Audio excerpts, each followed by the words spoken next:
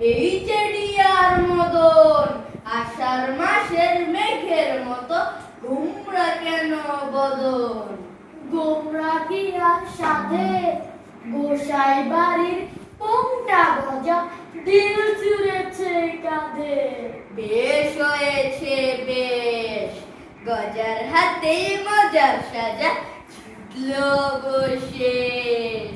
কি বললে ভাই শুনি? বলছিলাম কি এ তল্লাটে তুমি গানি গুনি, সেই তোমার কাঁধে ছুড়ল কিনা ঢিল?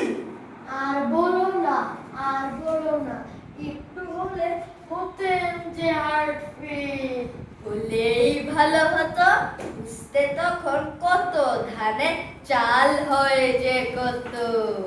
কি বললে ভাই শুনি? না, বলছিলাম কি কেমনে গজা ধরলো তোমার পিছু, আরে কেমনে এবার ছুড়লো বাঁশের ঢিল, যে ঢিলের চোটে তুমি আবার হয়েছিলে ফিল। কেমন ঢিল আর কেমন ব্যথা বুঝতে তুমি চাও? হ্যাঁ, আচ্ছা, তবে নিজেই দেখো কেমন মজা পাও। ও বাপরে বাপ, এবার আমার শিক্ষা হলো, তাও করে দাও বাপ।